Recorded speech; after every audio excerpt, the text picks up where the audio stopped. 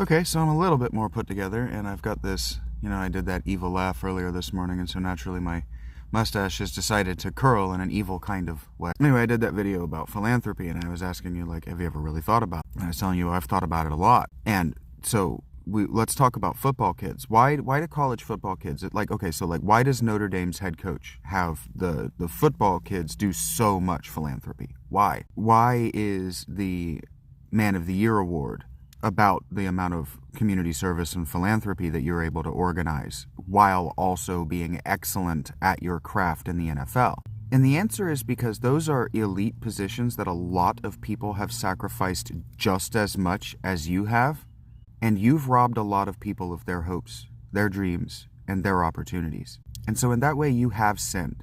You've sinned deeply. You've wounded people for whom you can never beg forgiveness. You cannot ask forgiveness for having your position at your job. I first came to admire Jordan Peterson because I thought he was a deep thinker when he asked that woman on her television news station to apologize for having her job. And she couldn't.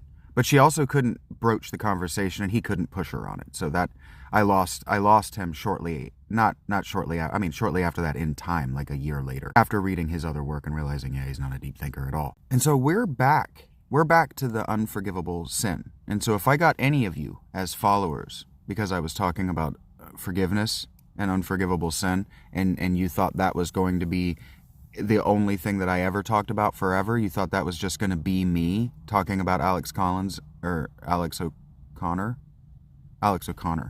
Collins is a running back, and how terrible he is. Well, I'm sorry, but you didn't like and comment enough, and I didn't make any money at it, so there's no point in doing that. But because I'm me, and I wanted to know whether Jesus was right, just because I thought he was right initially, and I figured it out, and I went, okay, yeah, that makes sense. It doesn't mean it's actually right to put into practice. But when I told that guy, you owe me an apology, and he didn't give it to me, I actually was walking away when he was rude and shut his mouth off to me again, and I turned around to him and I told him, you are being Antichrist in a house with Jesus' name on it. Then came the righteous fury.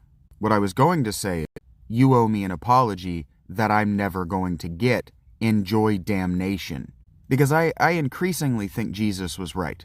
And so in his mind, and all of those people's minds, they're doing service to us, and I told him this. You're doing service to us to cleanse your spirit of sin. You don't get to be selectively servile. You are no one's king. I'm not even king of the paupers. But they give back to their community because otherwise they don't deserve to be in those communities. The football kids.